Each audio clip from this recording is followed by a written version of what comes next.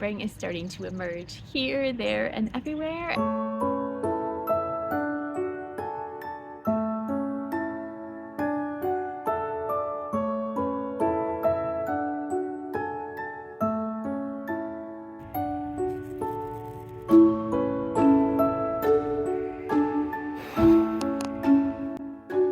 might regret that later.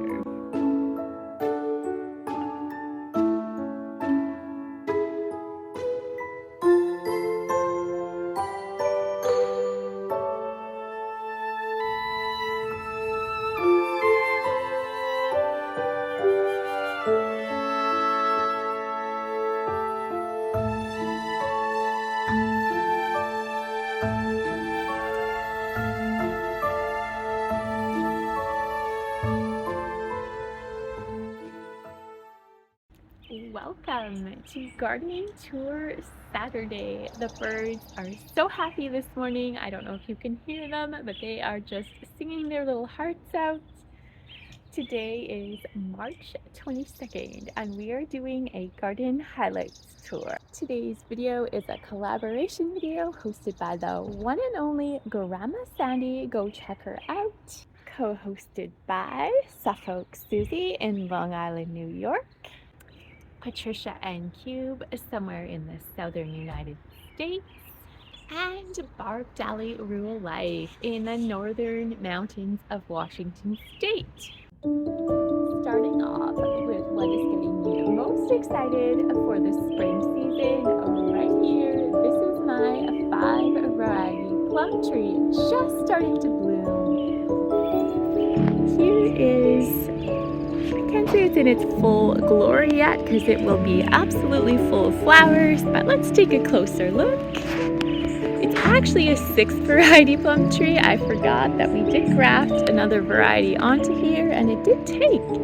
And it bloomed last season, but last season overall was a poor season for this plum tree. If I can find a photo, I'll insert the flowers from last year. It literally had thousands of flowers, and we got about 8 fruits on it. So really poor season. Flowers do not dictate how many fruits you're gonna get. That's all I can say about that. Not the first time that's happened. With many fruit trees in my yard, they can have full blooms and poor fruiting. Definitely depends on weather and many other factors how many fruits you get. But regardless, the blooms are making me so excited on this plum tree. However, I haven't seen any pollinators yet here, so that might be a problem. A curious critter on my gazebo, watching my garden tour. How fun! Next, let's check out this slope. Only a few colors here. I did show these pansies in my previous tour, one of them, of the slope, and they're getting more and more flowers. Love the rich purple color. And if we come up, this was the first pansy to start blooming. This is one Johnny Jump Up. They pop up all over my garden. They came from my rock garden, and they have migrated into the back garden, and I absolutely love them. Very prolific pansy flowers, self-seed everywhere. Let's take a look at my Candy Tuff ground cover. I've shown it in the last couple of garden tours, and let's check it out now. More and more flowers are starting to emerge. I absolutely love the pure white color. For anyone who is new to this perennial, it is an evergreen in zone 7 to 8, Vancouver Island. And it has been an awesome ground cover to plant around these boxwoods. They were having a terrible time growing before I planted this a few years ago, and after I planted it, they have taken off with growth. So definitely consider living mulches for ground covers. There's also a creeping phlox right beside it. And let's check out my white Arbutria, or Butria, however you pronounce this plant name right here. It's had its white flowers for a couple weeks now. Still something I absolutely love. And the yellow centers are such a cheery pop of color on this plant. This next plant I was going to save for the vegetable garden update, but I cannot wait. It is too exciting, so I'm going to show you now. We are up in the backyard vegetable garden, and I have all kinds of stuff growing in here. And these are my Hascat berries. Check it out, they are in full bloom. And I did catch some bumblebees here a few days ago. Didn't have my camera at the time, but holy smokes, they are full of flowers. Here's one bush. I have a different variety here. If you want to see one of the original tags, I believe I have 3 varieties. This is Mrs. Honeyberry. It is a female. And if I'm not mistaken, I believe you need both a female and a male. Could be wrong about that, but I think you do for this berry. And if you've never tasted them, I call them a blueberry alternative. Not the same as blueberries, but definitely delicious. We're going to come down the gravel pathway, just check out some developments here, there, and everywhere. This here is my nectarine tree. I did a how to plant a nectarine tree in the Pacific Northwest video last season, and it is doing fine, just starting to get its leaves.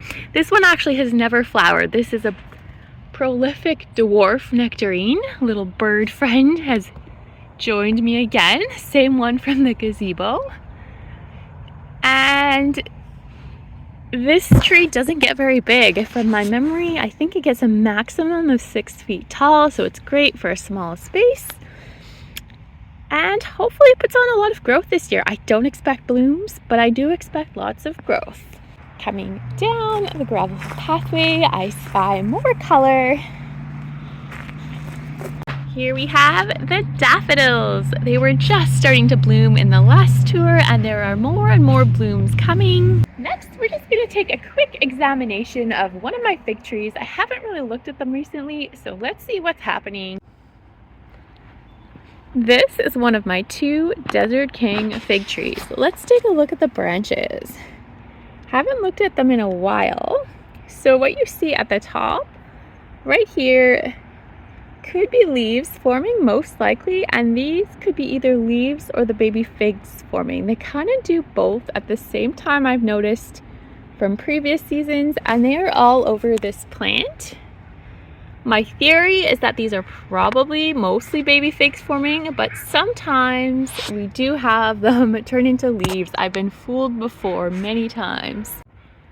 Let's take a quick look at my coconut ice peach tree. Definitely a long ways from blooming, but if we get a little closer, the flower buds are definitely here, so it won't be too much longer. Depending on the weather, there are lots of them. Let's take a look at my little bulb border. Not that different from the last time you saw it, but I think there may be more grape hyacinths in bloom. We're going to journey into the rock garden and check out a few highlights over there.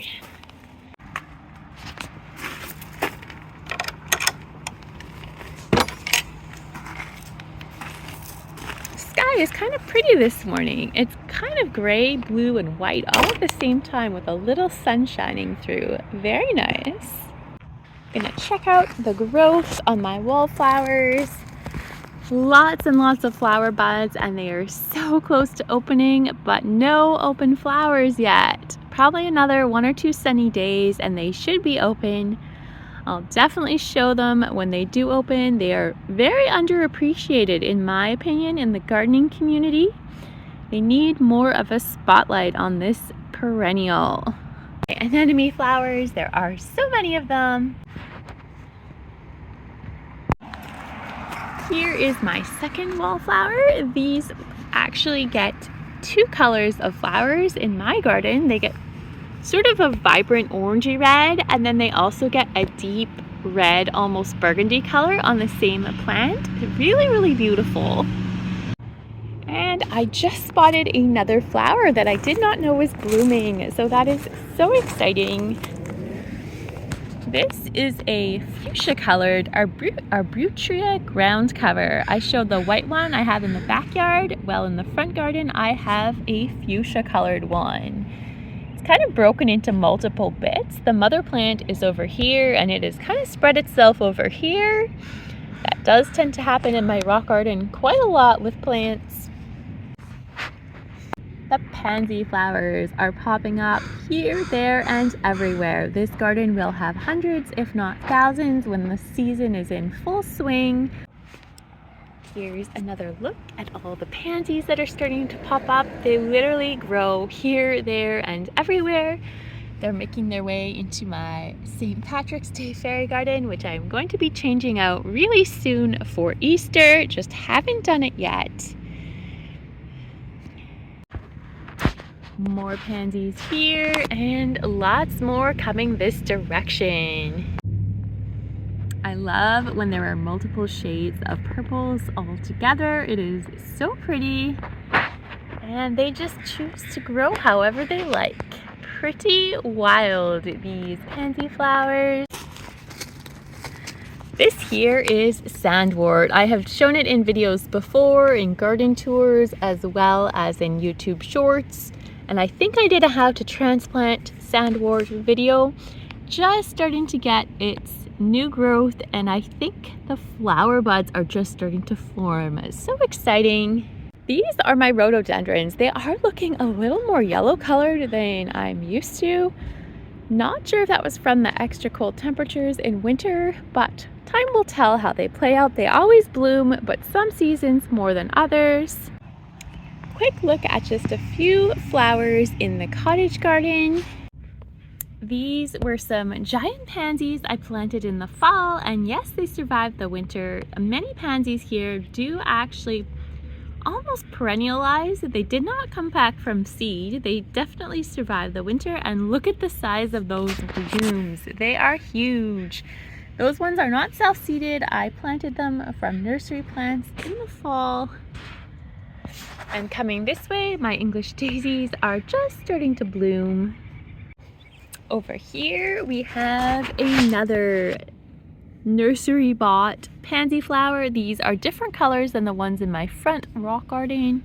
I love the more red shade of purple here. So beautiful. And over here, these are my oregano plants. The growth is just so lovely. They are so lush. And all over this cottage garden. Thank you for watching and happy spring.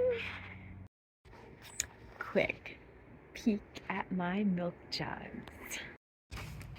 We also have, you can't see in there, we also have spinach sprouts. So exciting. These were planted at all different times, and some were even planted today, but some have been growing for a little while. And I see greenery. We have bok choy sprouts, and right here we have, you guys see that? These are giant mustard greens. I think they're still way too small to put in the ground, but so exciting when things start sprouting.